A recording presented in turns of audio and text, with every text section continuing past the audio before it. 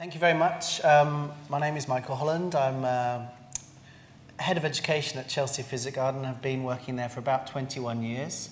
And I originally studied BSc in ecology at Lancaster and Oregon State Universities. And before getting into environmental education in what I would consider, and I'll come back to this later on towards the end, also, as well as a botanical garden, a mini nature reserve in central London. I'm greatly passionate about plants, nature, and making it relevant to people's lives.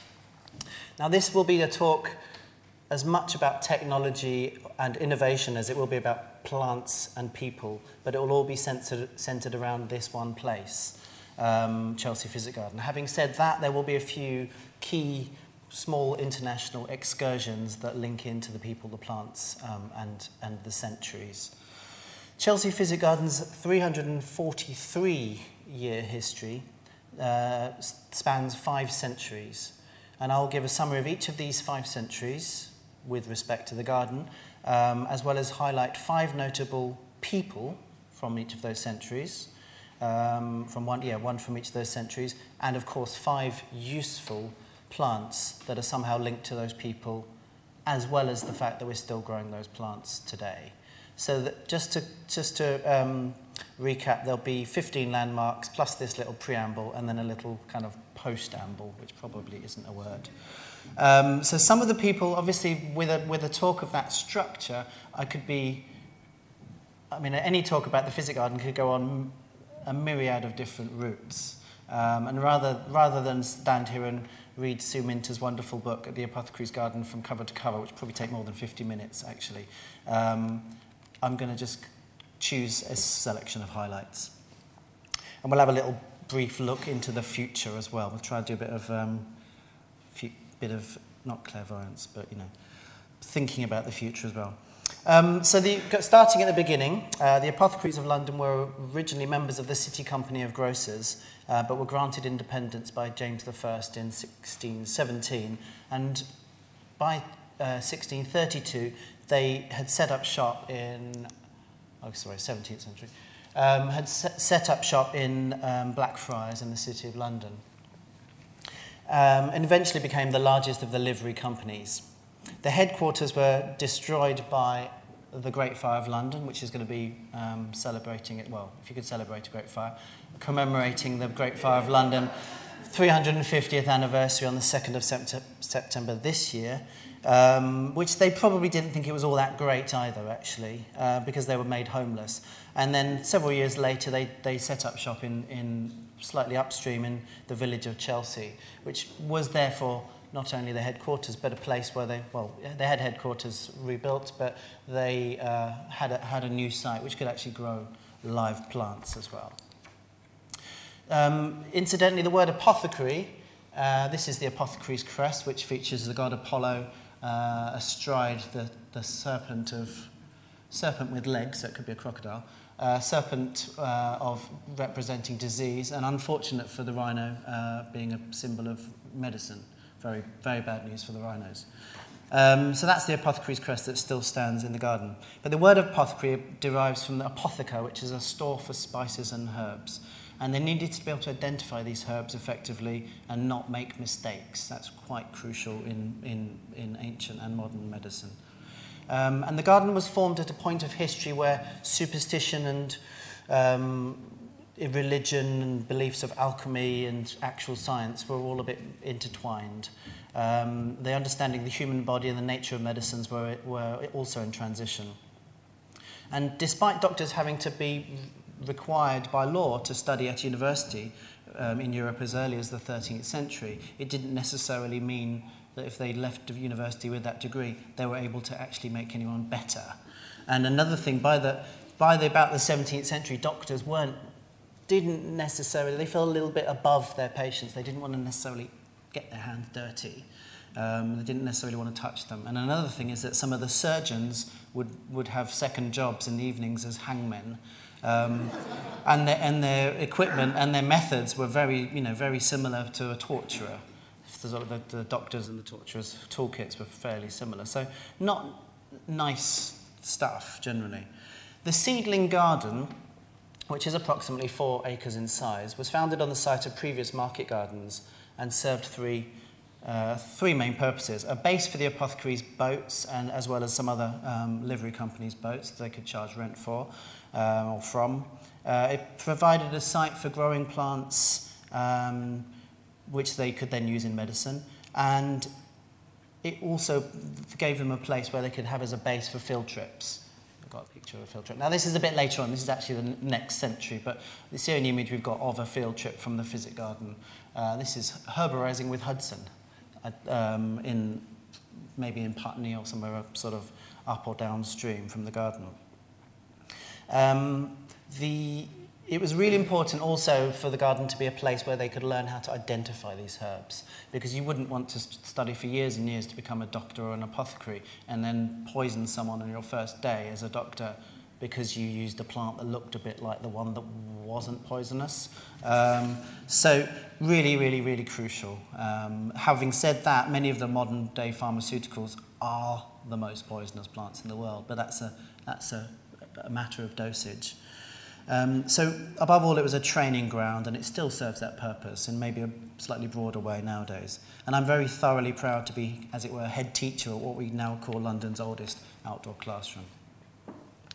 Now, I haven't got an image of my first 17th century person because there aren't images of him as far as we know. So I've put this picture up, which those of you who, there's a definite deliberate mistake. This picture can only be from after depicting something after Sir Hans Sloane's statues in the garden from about 1733.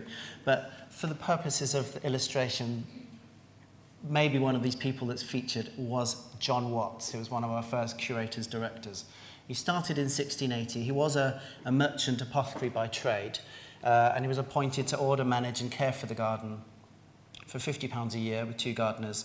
I think he kind of overspent. He was quite ambitious, and his overall remit was to encourage native and foreign plants. And the reason I've chosen Watts, there's not a huge amount of information about him, but the reason I've chosen him is because he was really important in setting up the original plant exchanges, and we still adhere to something called the Index Seminum, which is a exchange of seeds to other universities and botanic gardens around the world, many thousands of them to this day. And he was visited by Dr. Herman from Leiden in the Netherlands, who encouraged him to reciprocate the visit and start exchanging knowledge and plants. The other reason I think John Watts is important is that the technology side I mentioned before, and in terms of the technology that he was really, really important in bringing to life was heated greenhouses.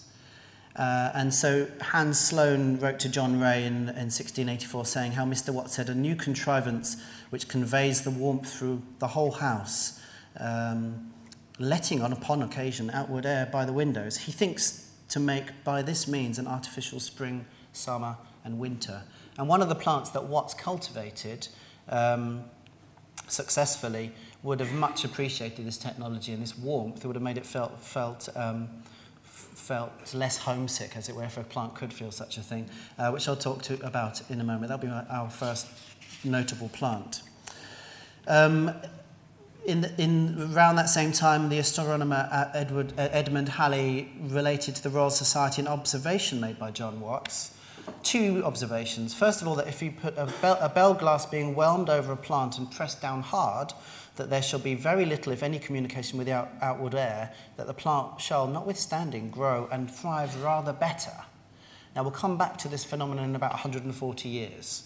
But then the other thing, which is this is sort of groundbreaking science, really, and completely obvious to you and I, but if a brown paper or any other non-transparent things be pasted on the same glass, the plant shall turn white and wither, and in a little time die, whence he conceived it was necessary to the maintenance of vegetable life that light should be admitted to the plant. This revelation seems so obvious, but that is the nature of scientific discovery and in hindsight, I suppose. By about 1692, Watts had kind of lost interest in the garden and was trading plants faraway lands and reportedly hadn't turned up to work for a quarter of a year. I'm occasionally late for work due to Victoria Line being delayed, etc., but 3 months is clearly unacceptable. He soon stepped down, but had left his mark in a good way. This is the diary. John Evelyn came to look at the new greenhouse in 1685 and commented on what's growing: the tree bearing the Jesuit's bark, the source of the scarce and expensive anti-malarial quinine. He wrote in his diary that similar things about the ingenious subterranean heat, etc., etc. This is a plant that is naturally found in Andean tropical forests, and it's in the Rubiaceae family along with coffee and madder. Linnaeus named the genus in 1742 after the second Countess of Chinchon in Spain, and she was the wife of the Viceroy of Peru. According to some accounts, she suffered from malaria and was cured by a botanical remedy made from the powdered bark of this tree. The Quechua Indians of Peru call it the bark of barks, or quina quina, due to its healing properties. And they generously, possibly rather foolishly, divulged its secrets to the Jesuit missionaries in the mid-1600s, not knowing the demand for this in the outside world, which would eventually lead to its almost kind of being made extinct. One of the ailments it could cure was malaria, which is from medieval Latin mala aerea, meaning bad air. And the disease was formerly called ague or marsh fever due to the association with wetlands. And it was rife throughout Europe and North America as well. It's said that Cromwell died from malaria as well as other things, but could have been saved if he hadn't refused the Jesuits' Catholic medicine. So the cinchona bark became scarcer, more and more scarce, partly due to it being stockpiled by those who knew that it was effective as a medicine, where it was found, maybe people with money enough to be able to stockpile it, including someone I'll mention in due course called Sir Hans Sloane, who has links to the garden. I should also say that this talk could probably be the same length of time about any one of the 15 other things that I'm going to be talking about. So there's definitely going to be soft focus and hard focus on some of the characters. And through kind of the link to technology and slight accident and serendipity, which is another recurring theme. During an attempt to synthesize quinine using coal tars in 1856, an Englishman, a very young man called William Perkin, accidentally made synthetic dye called movine or aniline purple and retired very well off indeed.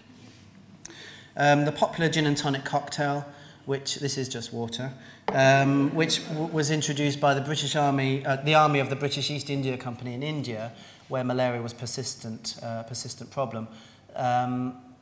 The British officers were, in the early 19th century, took to adding a mixture of water, sugar, lime, and gin to the quinine in order to make the drink more palatable, and kind of an incentive, I suppose, incentivizing medicine taking. Because the bark itself, the flavour is incredibly, incredibly bitter. So that was 1 century gone already. Well, that's a little bit of a century anyway. It was only a little bit there. So 18th century, correspondence, experiments, and exchanges. The person I've chosen for this, and it would be completely wrong for me not to, since he worked at the garden for 50 years at the garden for that century. So he kind of dominated the century and dominated, perhaps, the world. We don't have an image of Philip Miller. There is a Miller, and is often attributed. I've just put his Facebook profile picture up there instead. But there is another Miller that's sometimes attributed to Philip Miller, but it's not. It's another Miller, so I've used that same frame. So he was a gardener from 1722. He was appointed by Sir Hans Sloane. And under his care and expertise, the Apothecaries Garden at Chelsea became the most richly stocked botanical garden in Europe, and a real hub for information gathering, both information gathering and sharing, both nationally and internationally, and a real hub of knowledge, possibly the horticultural Google of its day, dare I say such a thing. In 1736, a young 29-year-old Carl Linnaeus came to visit, trying to met with Miller to try and persuade him to adopt the new binomial naming system, as well as understand and take on board his new system, kind of revolutionary system of looking at plants and their sexual parts and the classification on those grounds. Which he was really wanting to. He was kind of evangelizing, and he had evangelists to go around the world, trying to up the game of the scientific community. Miller wasn't really taken with the young Swede's attitudes or ideas either. But after about 30 years, Miller did realise the wisdom and adopt the not so new system by then. The first volume of Miller's Garden Dictionary was published in 1731, and the eighth, which weighed 8 kilos, in 1768. And these were guides very much for the ordinary mortal, even more so when they became abridged and republished as abridged versions a little bit later on. But they made skills and gardening knowledge accessible for the very first time. And they included personally tried and tested practical tips: kitchen gardening, fruit pruning, propagation, flower gardening, cultivation of pineapples, how to create a wilderness, greenhouse building, and stove construction. So really, really practical guides for people who wanted to grow plants. Plant anatomy, and they also introduced a myriad of unknown species from the furthest corners of the world. And Miller was shaped and influenced greatly by those around him, and in turn influenced the botanical world to this day with his expertise, variety and insights. I will in passing mention that Miller had, amongst other things, a passion for cultivating roses, but the next plant is not a rose, it's not a cousin of a rose, but is an altogether world-changing plant without which you might be naked or at least semi-clothed. Now, I've mentioned Sloane before. Got a lovely picture. This was 2 images of Sloane, one with the last flight of Concorde going above. We were told they always went over 3 in a row at 5:40 every evening. And then I didn't realise it was one in the evening, that's right, but when we waited for the last flight, it was like waiting for a bus, a supersonic bus, because 3 did come at once. But Sir Hans Sloane, I must mention him, as well as appointing Miller, which is an important kind of job, career move and thing for the Physic Garden, and becoming a landlord to the apothecaries and making sure that we only pay £5 in rent per year forever, as long as we teach about useful plants. Also introducing the idea of milk chocolate to Europe from Jamaica, allegedly, and also collecting enough artifacts in his 92-year-long life that they became the nucleus of the British Museum years after his death. Sir Hans Sloane had dealings with the American colony in Georgia and called upon the expertise of Miller to provide the plants of Gossypium sp. But this is the Gossypium hirsutum, the cotton plant. Now, it's in the mallow family, along with hibiscus, hollyhocks, and now cocoa, which has been theobroma, or cocoa chocolate plant, which has been kind of rejigged into that family reasonably recently. It's a remarkable plant. From the fine threads of the cotton plant, or bolls, or from its fruits, are individual cells. So every cotton thread is a cell, which is 2,000 times longer than it is wide. So it's an exceptionally weird-shaped cell. Cottonseed oil is used in cooking and in products such as soap, margarine, emulsifiers, cosmetics, explosives, rubber, plastics. It's used in textiles for thickening drinks, chewing gum, banknotes, sausage skins, paper, and the manufacture of celluloid for the earliest cinema films made by the pioneers such as the Lumiere brothers. A most up-to-date use for the plant is the poisonous gossypol from its seeds, which inhibit sperm production in animals, and therefore a potentially useful male contraceptive pill under trial at the moment. In the early 1700s, there was a period in London and throughout England where cotton was banned due to the silk and wool workers kicking up a fuss about their livelihoods being threatened by this new exotic fabric. It was more comfortable, fashionable and affordable, so they had cause to be worried. And moralists agreed that the Eastern luxuries, the cotton textiles in particular, corrupted the moral fibre of society and made a mockery of the strange trollops in calico gowns, as a 1703 comedy at the London Royal Theatre called such plebeian women wearing colourful Indian cottons. The fibres are so tightly packed onto each of the tough seeds that extracting them is quite time-consuming. I've tried doing this, but for the reverse reason, to get hold of the seeds to grow rather than the fluff. And it is really, really tough. You have to soak them in water. They germinate reasonably readily once they are extracted. But various contraptions and machines were devised to make the industry more efficient, both in this country and in America. And the most significant of these bits of technology, in 1794, a cotton gin, short for engine, was invented by Eli Whitney. And a single machine could generate up to 25 kilos of clean cotton per day. And this really contributed to the economic development of the southern states of the United States. And some historians would say that this invention allowed for the African slavery system in that part of the world to become more sustainable at a critical point of its development. And some would also say that the invention unintentionally led to the American Civil War, but that's perhaps another subject for another talk. More chemicals are sprayed on cotton than any other crop. It accounts for less than 3% of the planet's farmed land, but uses 25% of its pesticides. This is largely due to the voracity of the cotton boll weevil, definitely the greater of two weevils. Sorry. They don't get any better. So back to the 18th century briefly. These are a couple of maps from what we've got in our archives, a few maps of the garden throughout history to show. You can certainly see the riverside access there.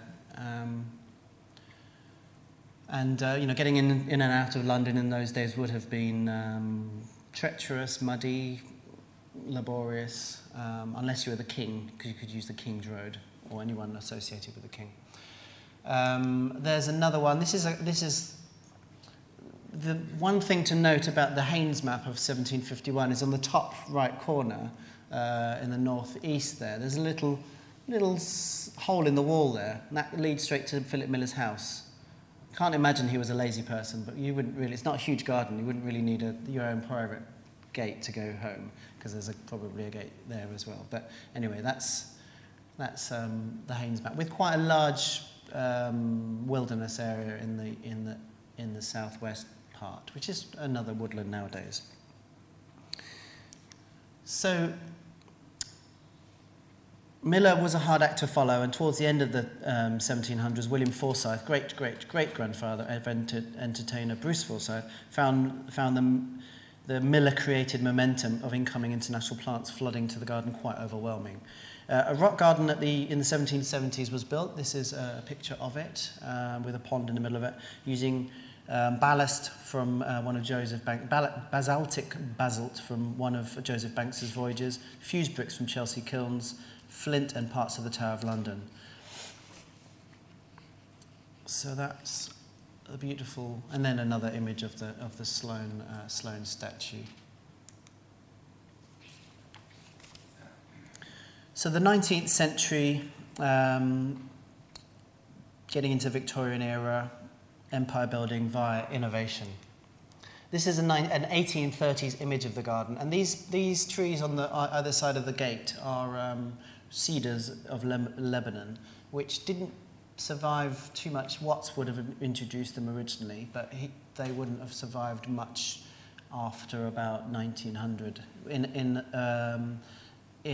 a book about an article about John Watts, written in 1878, the author was saying that they were starting to look a bit sad. So chances are that the trees didn't survive much into the 19th century. Into the 20th century. So there we are. That's one of those. This is my next hero, I suppose, or person landmarks. And this is Nathaniel Bagshaw Ward, who was a member of the Gardens Management Board from 1833.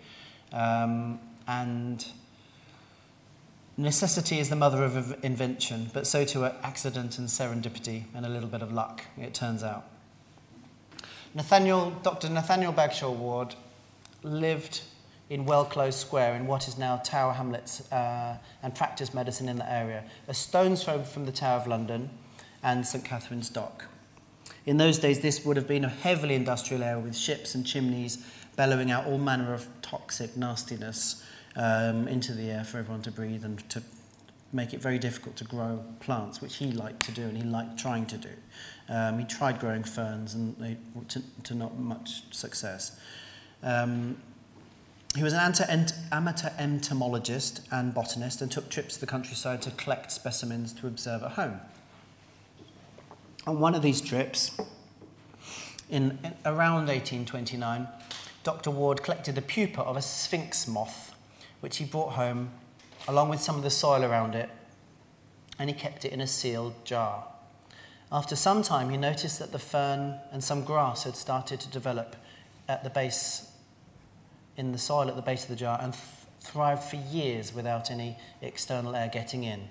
The water inside the jar carried out its own very own water cycle, as if in a miniature world of its own. In Ward's words, I observed the moisture, which during the heat of the day rose from the mould condensed on the surface of the glass and returned whence it came, thus keeping the earth always in the same degree of humidity. No mention of the moth, which undoubtedly ended up with a pin through its abdomen, as was the way in the Victorian era. Ward hired a carpenter to make this. I believe this is one of the very, very first Wardian cases. This was at a Chelsea Flower Show exhibit from I think maybe a Cornish tea company who have acquired it. He hired a carpenter to build a case for further experimentation. He specifies that the frame was to be built as tightly as possible with the hardest of woods to resist decay from condensation. Soon the first terrarium was born. I mean, this has led to much more decorative, much more flimsy, less robust versions, which are still popular to this day.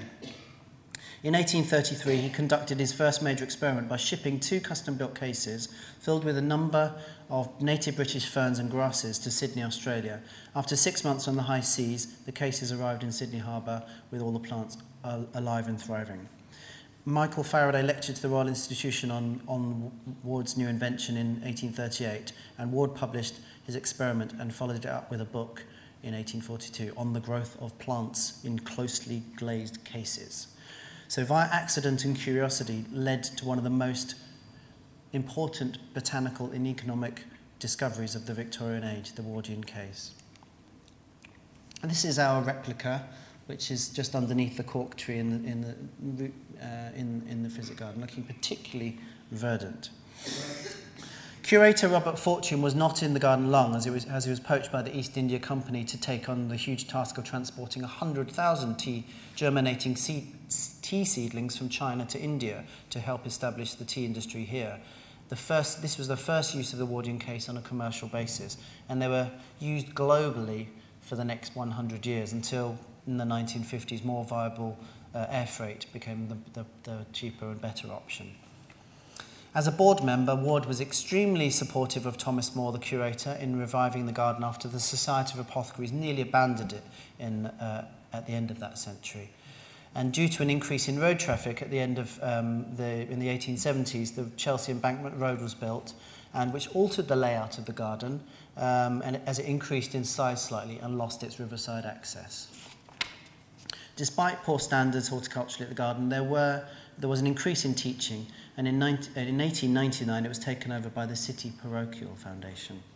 Now, linking to Ward and his discovery, I could have chosen, for my plant, I could have chosen rubber, quinine, pineapples, tobacco, cork, cinnamon, ginger, indigo, or ferns, but due to its empire-building capacities, its continued popularity, and the fact that it is a medicinal plant, I have chosen the tea plant, Camellia sinensis.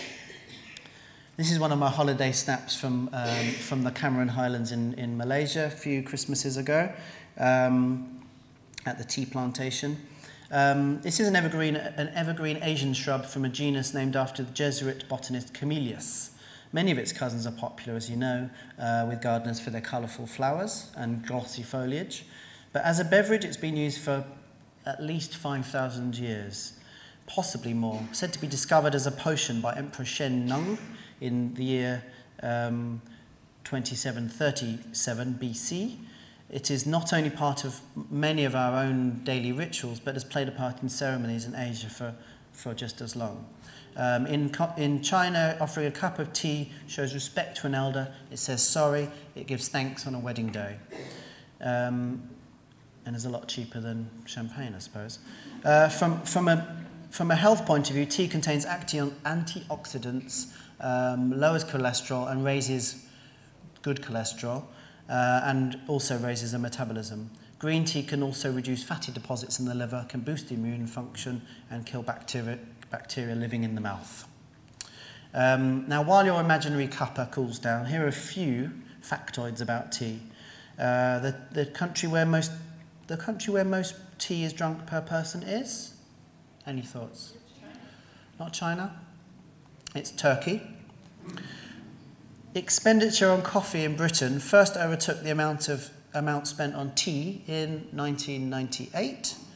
There is an estimated 1,500 different types of tea, and there's basically 6 categories. There's white, yellow, green, oolong, black, and post-fermented. So here's another couple of images of the garden. That's a late 19th century view. In those days, the pedestal, the plinth on which Sloane's statue stands was in a kind of cage, but not so now. There's the rockery just here with Joseph Banks, the bust of Joseph Banks in it, which is still there. And now that's I've turned it upside down only because the others are all that way up. It's it is an upside-down map. And interestingly, the road that's now Royal Hospital Road and was originally called Paradise Row is called Queen's Road there. I'm not sure if it was ever called Queen's Road, if that was a mistake. That's another image of the garden. Okay, so the 20th century. After the First World War, all the garden's menfolk miraculously came back alive and well. The same cannot be said about the poet Wilfred Owen, who spent one of his last days in England at the garden with his friends, including Osbert Sitwell and Sassoon, for an ideal summer's afternoon in the sun. There was an increase in necessary research projects at the garden, largely under the curator Hales. These included plant physiology and pathology and included research on serial responses to day length and the effects of plant hormones, amongst others. During the Second World War, now just before the talk began, a gentleman in the audience came over and introduced himself to me, who is the son of one of our curators or head gardeners, who was Mr. Robinson, who was there during the war. And this gentleman in the room today, I forgot, where has he gone? Maybe he's downstairs. Oh, you're just there. He yes, was saying that he lived there until the Blitz came along, and so that's we have someone who's lived at the Physic Garden in the room. But during the Second World War, we were forced to grow food crops, such as lots of other places were, like Kew, but instead provided anaesthetics to University College Hospital, including digitalis or foxglove and hyoscyamus henbane plants, which are anaesthetics, so, and very poisonous too. Mr. Robinson in the audience was telling me that they would have to retreat to the air raid shelter in the garden, and later on I've been told by other people that during some of this plant research, maybe with the things to do with responses to day length, that they used the air raid shelter well after the war as a way of keeping plants and they had a small railway track built so to be able to wheel plants in and out easily. So they used what was left over from the war as a kind of bit of kit to help with plant research. Zooming right to the 1970s, so I know I'm jumping decades here. In the late 1970s, saw the garden at a financial and inevitable morale low point, echoing one of 80 years earlier. There were great uncertainties about its future as the City Parochial Foundation dissociated any control, and a new source of money was required, was essential to keep the plants alive, to keep the people in jobs, and keep the place going. The gardens, to this day, the garden's greenhouse heating bills alone are quite significant. There were failed attempts to find support or partnering from Kew, the RHS, Natural History Museum, National Trust, the Royal College of Physicians and others. So some key trustees raised a significant endowment, registered the garden as a charity, opened its doors for the first time to the general public in 1983 and started a Friends scheme, which now has over 6,000 members. In the early 1980s, an education officer, Ruth Taylor, started connecting with local schools from the mid-80s, and this was the foundation that I'm still building on. In 1996, our education centre was opened with expanded education programmes and offerings via Dawn Sanders and myself. At that time, we worked under Sue Minter, curator from 1991 to 2001. Sue was the garden's first female curator and really knows her plants. After a career in publishing, she retrained in horticulture and joined the Royal Botanic Gardens at Kew, where she became supervisor of the Palm House during its large restorations in the 1980s and designed the replanting. She's passionate about medicinal plants and their conservation, and the knowledge about medicinal plants in their many guises. In 1993, she, alongside the garden's first female head gardener, Fiona Crumley, created the Garden of World Medicine, which featured traditional medicinal plants used by the people from India, New Zealand, Australia, South Africa, China, the Mediterranean, and Northern Europe. This highlighted the fact that 80% of the world's population depend on herbal medicine as their source of primary health care, and half of the top 25 pharmaceuticals derive from natural products, many of them plants. This is a map from 1994 from a surveyor, James Parfitt. There are people in the audience who will know that a lot of the trees that are featured in this are no longer there for various reasons, either being felled to make space for other things or create light for other things, or just falling down by themselves. But that gives an overall layout. Now, the first image I showed before I started speaking was very much not quite a complete aerial view, but from one of the flats nearby, and it shows the rectangular beds that you can see making up the bulk of.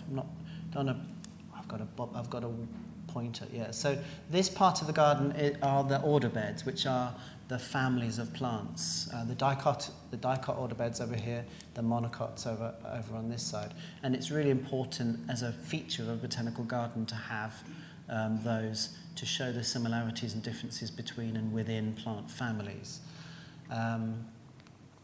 Incidentally, we now have approximately 5,000 species of plants.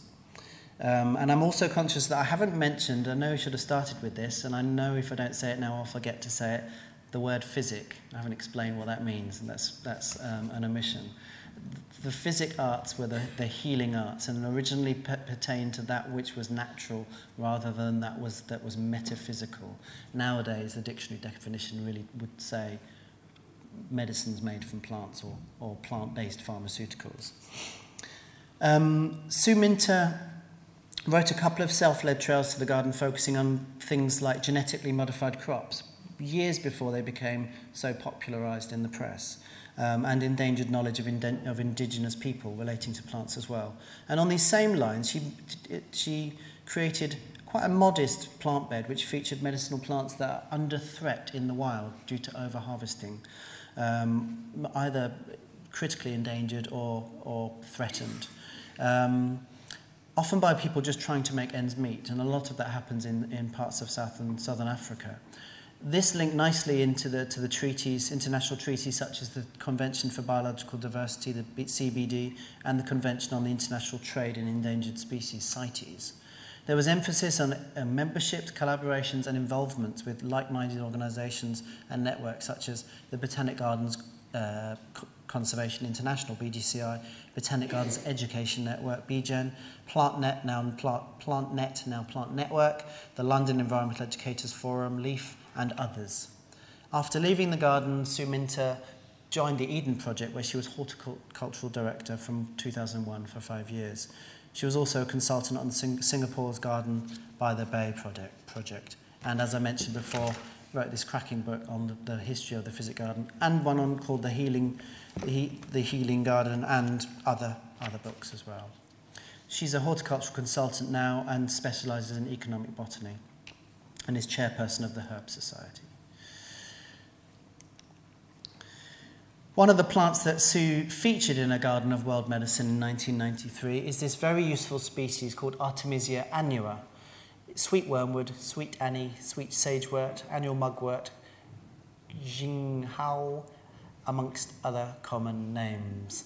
Artemisia annua is a herb in the daisy or compositae, formerly known as Asteraceae, traditionally used for 2,000 years at least in Chinese medicine to treat fever, inflammation and malaria.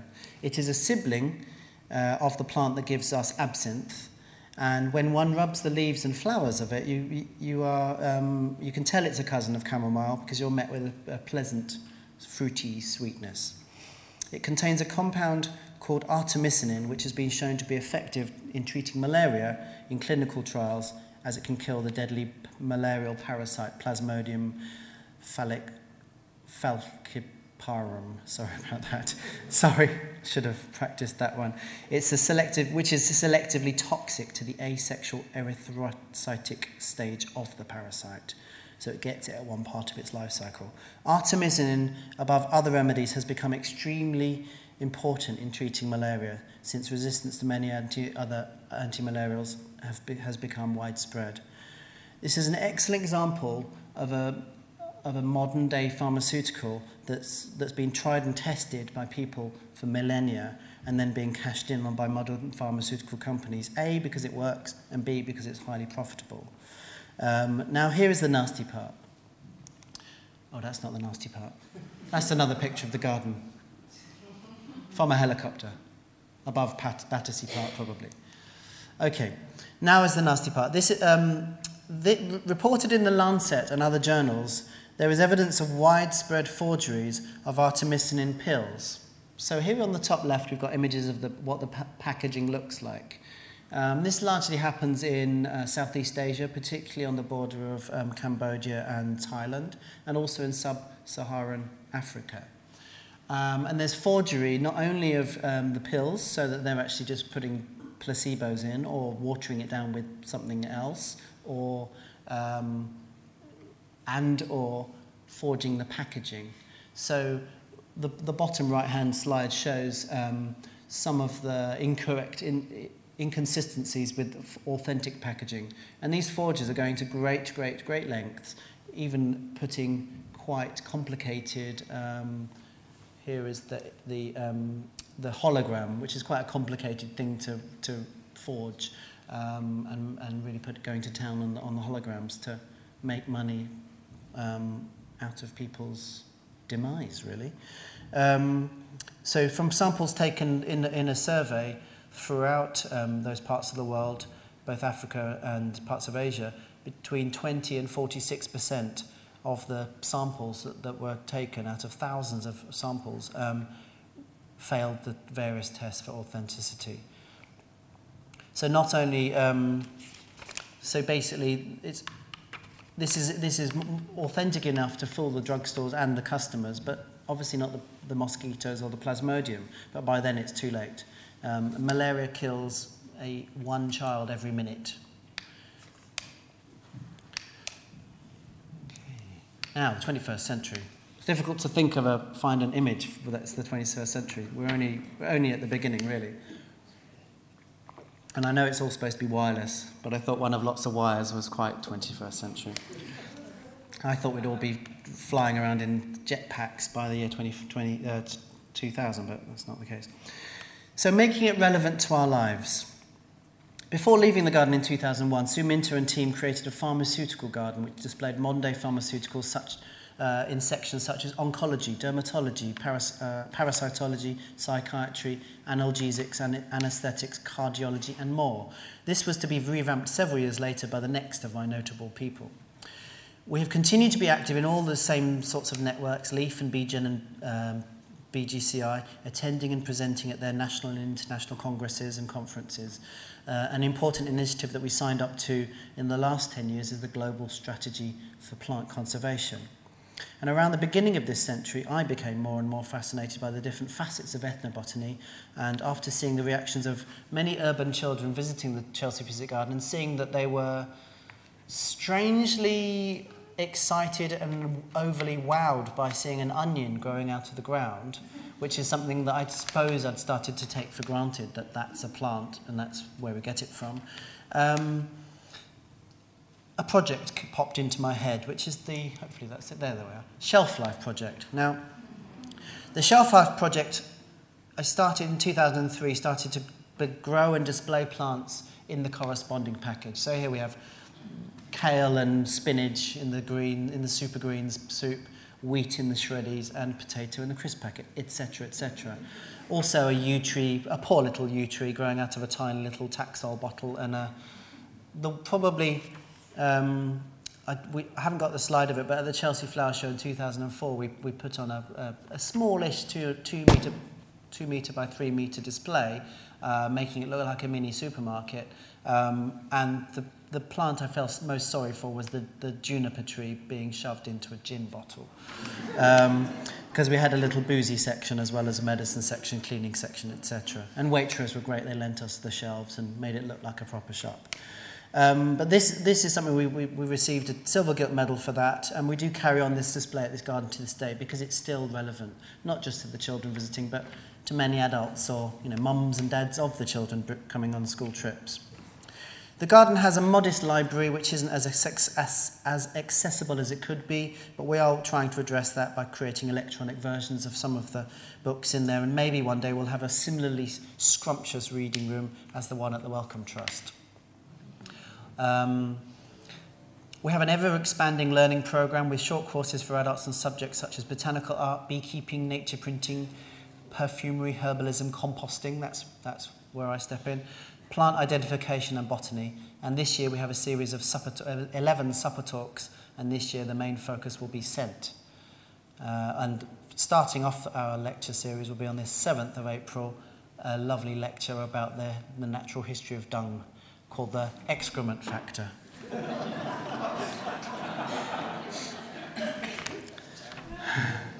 Our education team, currently 2 of us, go to schools, colleges, clubs, festivals, science fairs to bring a little of the garden to others, rather like I've been doing for you today. Many visits take place to the garden for schools and family groups on a range of subjects, and the visit quite often represents the first guided close-up experience of the natural world to an urban audience.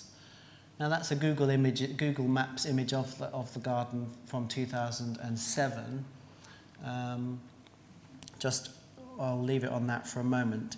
And I would, to an urban audience, and I would certainly consider it not only to be a living museum, but also a nature reserve, a mini nature reserve, as I mentioned before. That's the modern map. That's our reasonably current map with the new medicinal section laid out there with the brown separate rooms.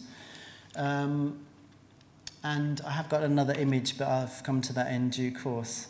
Without our sterling team of volunteers, the garden would grind to a halt for sure. Open to the public throughout the year with lovely cafe, expert tours, decent signage for self-exploration. The garden is often hired as a venue for parties, weddings, cafe, conferences, etc. And it's one of the ways we're financially able to survive and carry on charitable work to fulfill our commitment to Sir Hans Sloane. Whilst on the subject of honourable gentlemen such as Sloane, my last human landmark of this talk is Nick Bailey, head gardener from 2010 to present. And I'll be quite quick so I see what the time is. Nick is a degree-qualified horticulturalist and garden designer with over 20 years of experience. He's from Norfolk, featured greatly on Radio Norfolk, and has written for Gardener's World, appears on Gardener's World TV and writes for various magazines and newspapers. He's soon to be taking 2 months off because he'll be involved with a private venture at the Chelsea Flower Show. There'll be quite a major show garden he's putting together, which will weave in the mathematical algorithm for growth into a garden, which will be quite exciting to see. And since he started 6 years ago, he's launched the process of redesigning the garden and making it more accessible to a contemporary audience. Not just accessible physically, but also intellectually. 3 contemporary gardens have been designed by Nick. There was a Jamaican provision ground, which was lovely. This was a garlic garden, an Indian spice garden, as kind of temporary gardens. They've been widened engagement with the garden and the communities of London. And he's created the new edible and useful gardens, which aren't that new now. They're maybe four or so years old. And also the medicinal quadrant that I mentioned before. And then last year, a world woodland, which is where he's featured to be standing in the middle of his world woodland garden there. He's recently written a book called 360 Days of Colour, and has also written recently the Chelsea Physic Garden guidebook or companion. He's naturally horticulturally and visual and design brilliance. He's not paying me to say this. With an emphasis on increasing the percentage of medicinal and otherwise useful plants to the Chelsea Physic Garden collection, and at the same time making it more accessible and relevant to all who visit. My final plant landmark and final point I've chosen that links nicely to Mr. Bailey, both symbolically, but also because it's a useful plant, it's edible, I'm not saying he's edible, medicinal and all-round quite versatile, is the plant called, well, these are the edible and useful sections. So yeah, briefly on the useful garden started in 2012. These are the different sections. So all kinds of manner of, it's sort of a living botanical, ethnobotanical dictionary really. Perfumery, survival, art, etc., etc. Yes, so the last plant is bamboo. And these are approximately 1,400 species of plants from the Bambusoideae family, subfamily, flowering perennial evergreen plants in the Poaceae family, and they vary hugely in shape, form, size, and uses. Some can grow as high as 30 metres, and some can grow 1 metre in a single day.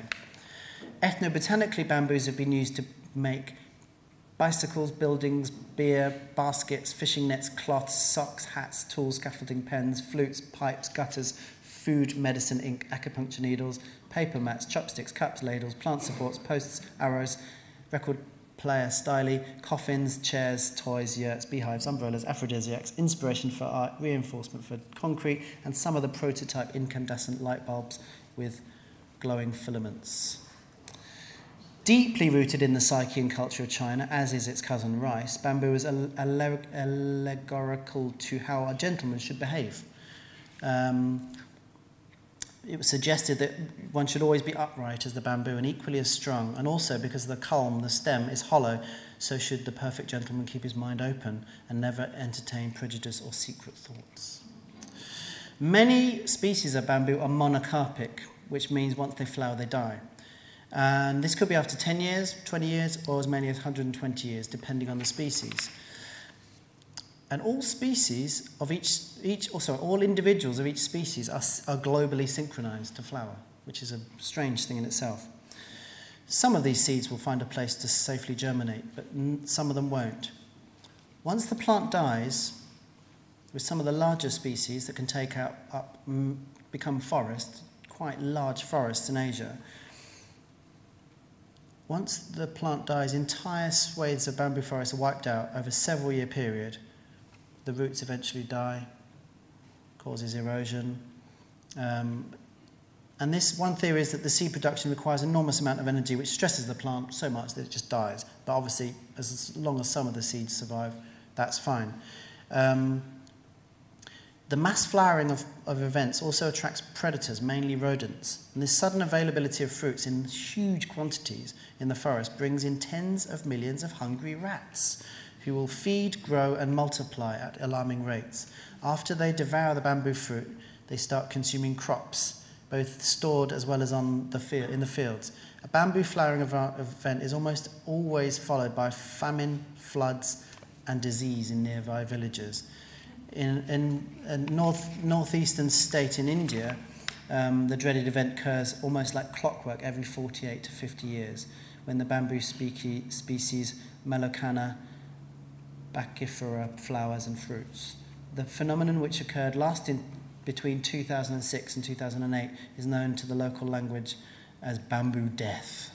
It's not a very nice end point of my talk, but it is fascinating nonetheless. The future, where are we? Oh yeah, so that's a little on the ecology of the garden and the fact that it is a nature reserve and we do celebrate its ecology. These are some of the features of the garden. Some of you, I'm sure, have been there before. Some of you know, I know you've been there before. So the future. I can't predict the future, of course. I can be sure that in 2022 we'll be celebrating the 300th anniversary of Sloane signing the important contract that secured our very existence to this day. I can also reveal that for the garden's 350th birthday in 2023, we'll be celebrating with all manner of fanfare and ceremony. So watch this space, as they say. What I can't be sure is what the 22nd and 23rd century Physic Garden will look like and which plants will be growing there, if at all. Perhaps the Thames will rise and engulf it. One gigantic pond, perhaps. But one thing I can be absolutely sure about is that the garden visitors and non-visitors alike will be relying on plants for every aspect of their futuristic lives. That's it.